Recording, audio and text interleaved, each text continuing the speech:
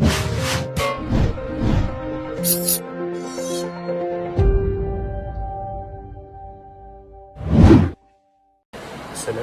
warahmatullahi wabarakatuh dan salam sejahtera saya ucapkan kepada Prof. Madya Dr. Muhammad Zalani bin Muhammad Yusof. Hari ini saya akan mentangkan tentang tugasan saya dalam subjek agama dalam pendidikan moral. Nama saya Muhammad Alif Akrim bin Hamadi, nombor matrik 293352. Saya akan membentangkan tentang tajuk tugasan saya iaitu tentang agama Islam. Okey, yang pertama saya akan membentangkan tentang agama, maksud agama. Maksud agama menurut Kamus Dewan Bahasa ialah kepercayaan kepada Tuhan dan sifat-sifat serta kekuasaan Tuhan dan penerimaan ajaran dan perintahnya dalam kehidupan. Okey, maksudnya kat sini agama ni merupakan kepercayaan manusia terhadap Tuhan, tentang kewujudan Tuhan, tentang sifat-sifat Tuhan serta menerima segala ajaran dan mempraktikkan dalam kehidupan seharian. Namun ada segelintir falsafah barat yang mengatakan agama ini ialah merupakan satu bentuk kepercayaan terhadap makhluk-makhluk halus, ataupun agama ini merupakan perantaraan antara magic dan sains. Secara umumnya agama ini terbahagi kepada dua, iaitu agama Samawi dan juga agama Wadi. Agama Samawi itu ialah agama yang diterima daripada langit, manakala agama Wadi ialah agama yang berasal daripada bumi. Antara agama Samawi ini ialah agama Islam, agama Kristian dan juga Yahudi. Manakala agama Wadi ini ialah agama Buddha, Hindu dan sebagainya.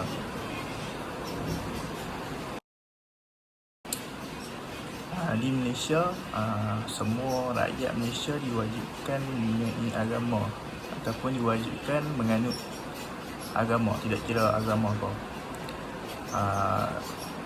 Saya akan menceritakan atau menjelaskan tentang statistik yang dikeluarkan oleh The Global Religious Landscape di Malaysia.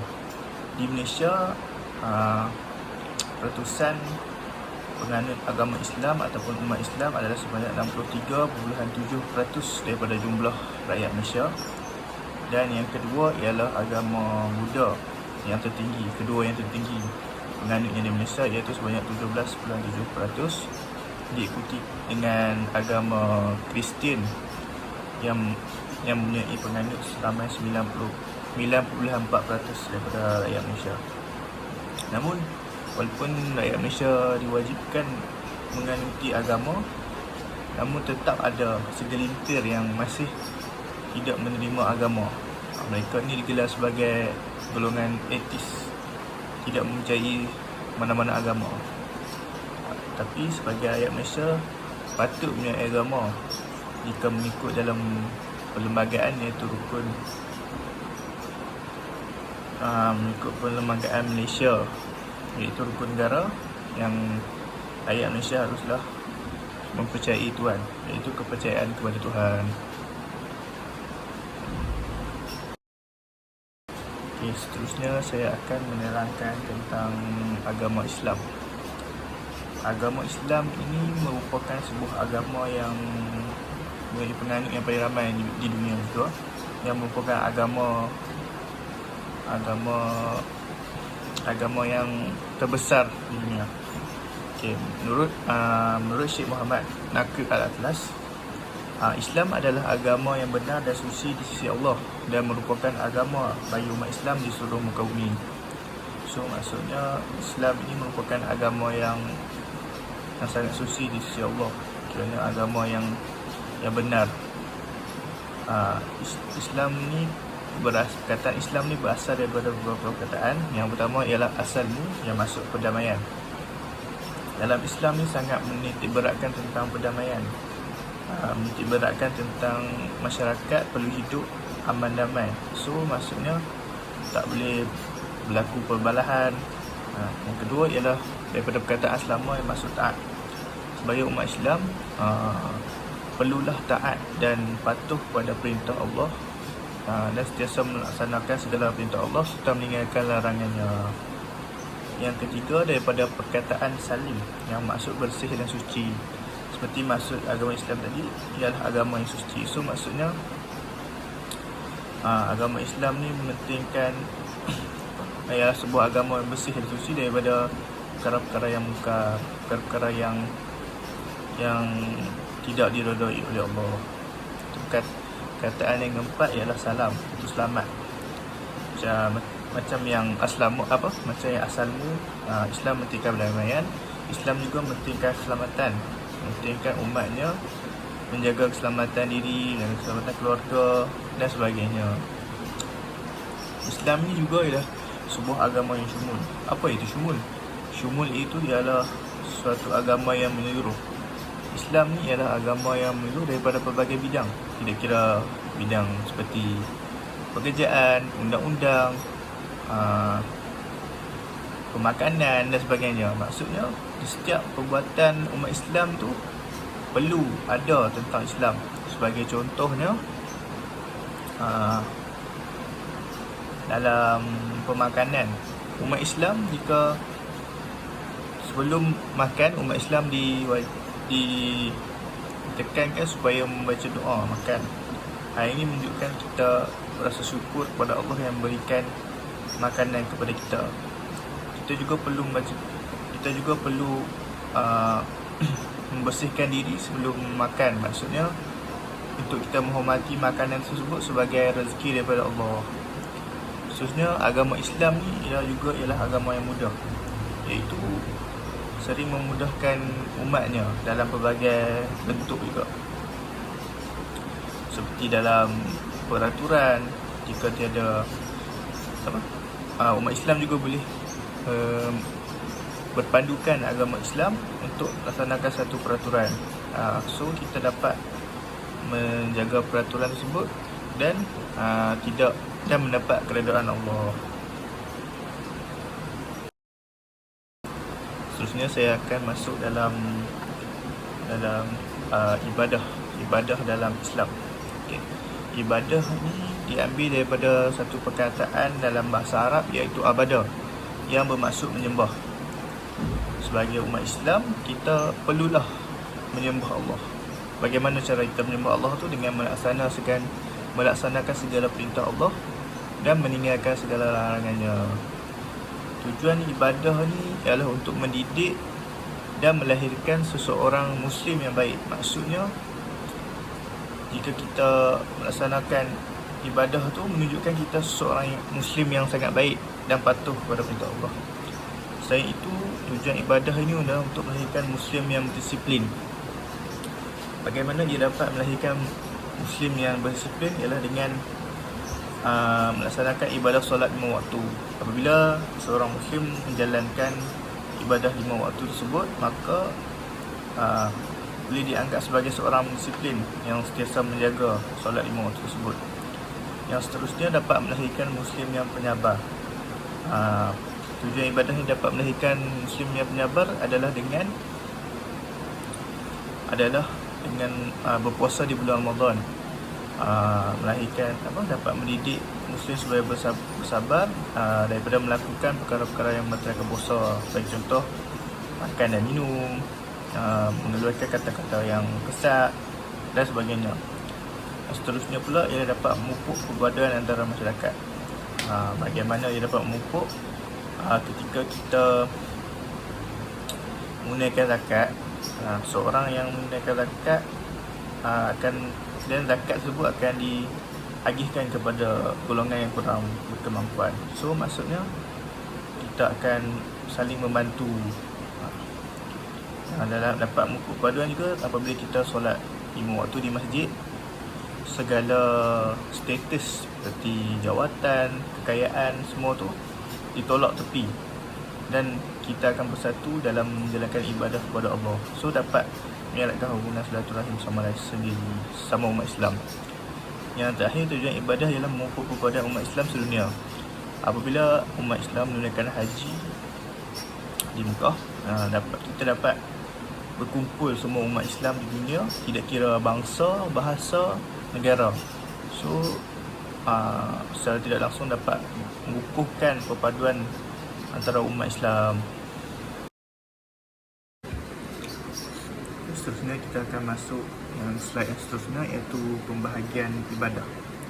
Ibadah dalam Islam ini terbahagi kepada dua, iaitu ibadah khusus dan juga ibadah umum. Ibadah khusus ini ialah satu ibadah ataupun perintah yang wajib dilaksanakan oleh umat Islam. Apabila bergelar umat Islam,